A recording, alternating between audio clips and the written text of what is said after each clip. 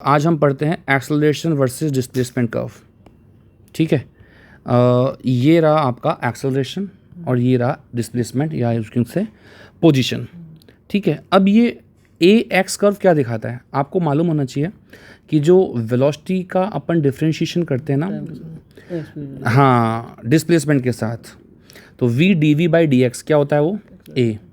तो यहाँ से आप देख सकते हो वी डी वी कितना आएगा ए डी एक्स, दोनों तरफ कर दो इंटीग्रेशन।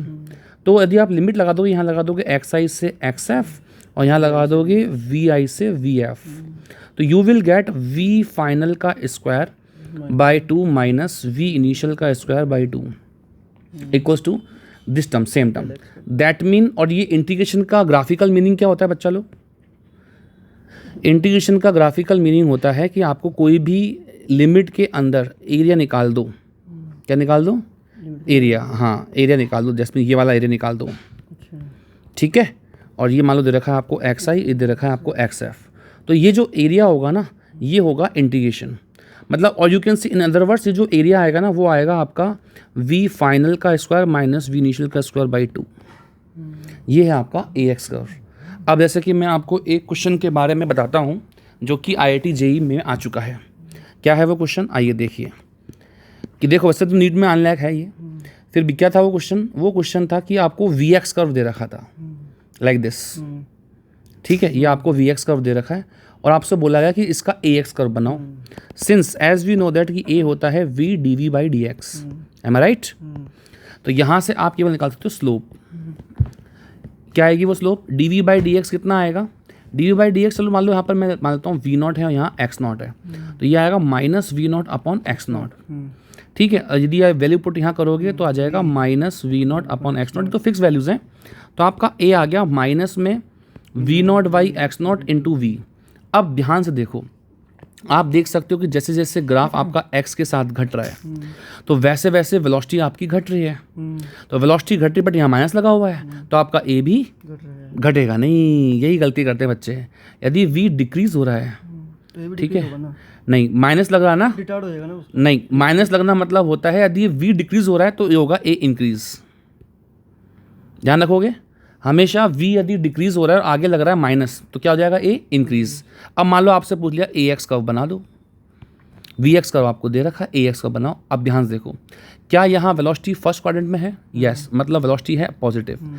यदि वेलोसिटी पॉजिटिव है तो आपका ए आ जाएगा नेगेटिव, बट वो आएगा इंक्रीजिंग में, तो ग्राफ बनेगा नेगेटिव में, वो भी इंक्रीजिंग लाइक दिस। अब ये बोलते तो स्ट्रेट लाइन ही क्यों आई? क्योंकि आप देखो ध्यान से, इस इक्वेशन से देखो, आप इस इक्वेशन से ए प्रोपोर्शनल वी दिख रहा है, बट ध्यान से प्रोपोर्शनल में माइनस भी आता है। माइनस क्या इंडिकेट कर रहा है? माइनस दिखा रहा है कि साहब है ना, ग्राफ बनेगा यदि वेलोसिटी प्लस में है तो ग्राफ नेगेटिव में बनेगा। ठीक है, यदि वेलोसिटी एक्स के साथ डिक्रीज हो रही है, ठीक है, तो एक्सेलरेशन एक्स के साथ इंक्रीज होगा। इस ग्राफ को इंक्रीज ही बोलते हैं, इसको क्या बोलते हैं? इंक्रीज होना।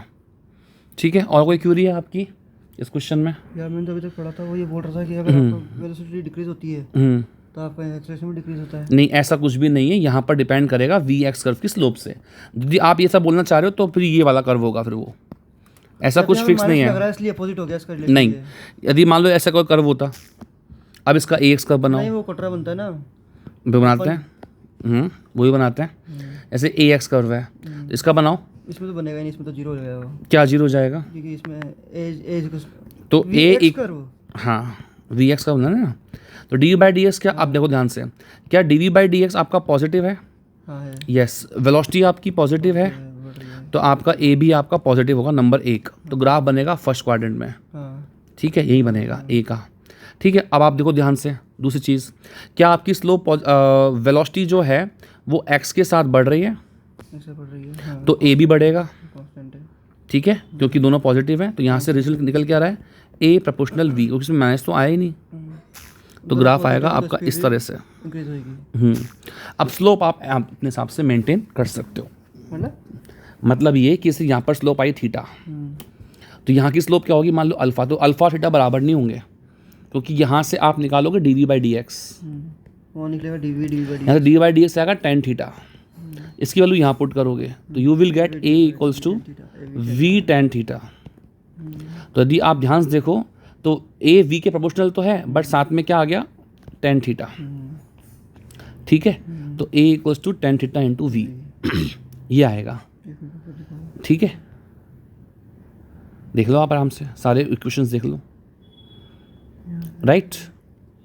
समझ रहे हो? एक चीज़ और देखो, जैसे आप यहाँ पर स्लोप निकाल लें मान लो, ठीक है, तो अब आप ध्यान से देखो, क्या मैं यहाँ पर ए का एक्स के रेस्पेक्ट में डिफ्रेंशिएट कर सकता हूँ, D A by D X, right. But ध्यान से टेन तो फिक्स है, कांस्टेंट है, तो यहाँ पे क्या आएगा, d v by D x, am I right. तो देखो ए एक्स कर्व की स्लोप क्या होती है, यहाँ से आएगा slope tan alpha, am I right.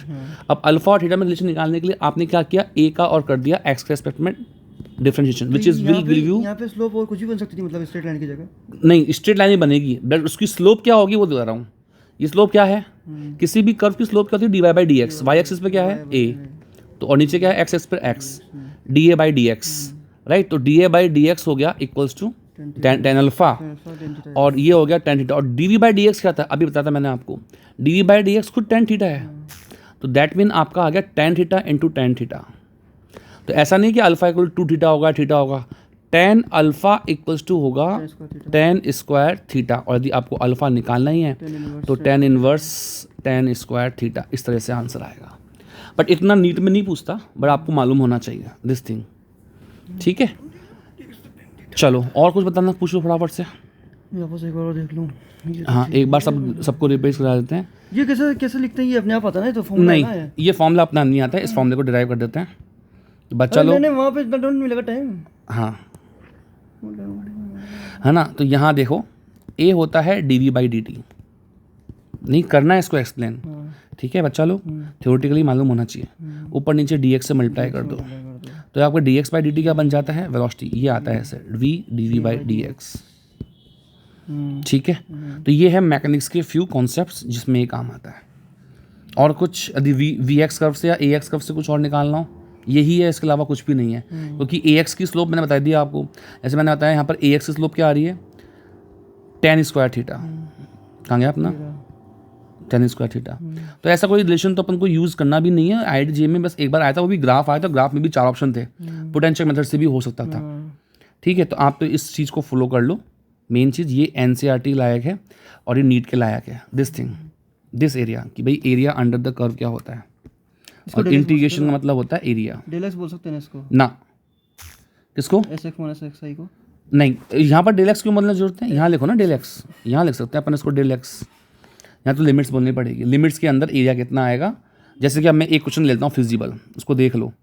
एक क्वेश्चन मैं लेता हूँ बच्चों के लिए, बच्चों को भी समझ में आ जाएगा। देखो बच्चों, तो ये है आपका, मान लो कि वी एक्स कर्व, ठीक है, ये है स्ट्रेट लाइन, ठीक है, और यहाँ लिखा हुआ है 4, यहाँ लिखा हुआ है 2, और आपको बोला गया है कि x इनिशियली, या you can say x equals to 0 पर ऑन या एट लिख दो, एट x इक्वल्स टू 0 पर जो वेलोसिटी है ना, इनिशियल वेलोसिटी, वो है आपकी मान लो 10 मीटर पर सेकेंड, और ये है आपका मीटर, और ये है आपका मीटर पर सेकेंड। ठीक है, और आपको बोला गया एट x इक्वल्स टू 2 पर फाइनल वेलोसिटी बताओ। तो कैसे करोगे, तो सॉल्यूशन है इसका, निकालो आप सबसे पहले एरिया निकलेगा, और ये आएगा v फाइनल का स्क्वायर माइनस v इनिशियल का square by 2 equals to area. ठीक है, एरिया कितना है आपका, half base into height, height कितनी है आपकी 4, और ये हो गया v फाइनल का स्क्वायर जो आपको चाहिए, और v इनिशियल आपको दे रखा है 10। ठीक है, तो ये हो गया 10 का स्क्वायर 100 बाई 2, तो 2 से 2 गया, 4 दूनी का 8, और ये आ गया वी एफ का स्क्वायर इक्वल्स टू 108, और यदि वी एफ चाहिए तो 108 का अंडर रूट। ऐसा क्वेश्चन करना है, इतना ही पूछता है नीट के लेवल पर। ठीक है बच्चा लोग, और कोई दिक्कत हो, कोई दिक्कत नहीं है, आपको जो भी दो दिक्कत है मेरे इस नंबर पर कॉल कीजिए और मैं उस टॉपिक को डिराइव करूँगा। ठीक है, 9413818968। आप चाहें तो इस पर मुझे कॉल कर सकते हैं, मुझसे पूछ सकते हैं, यदि कॉल नहीं उठाऊँ, बिजी रहूँ तो व्हाट्सएप मैसेज कर दो, फिर मैं उस टॉपिक को अच्छे से लिबरेट कर दूंगा। Thank you.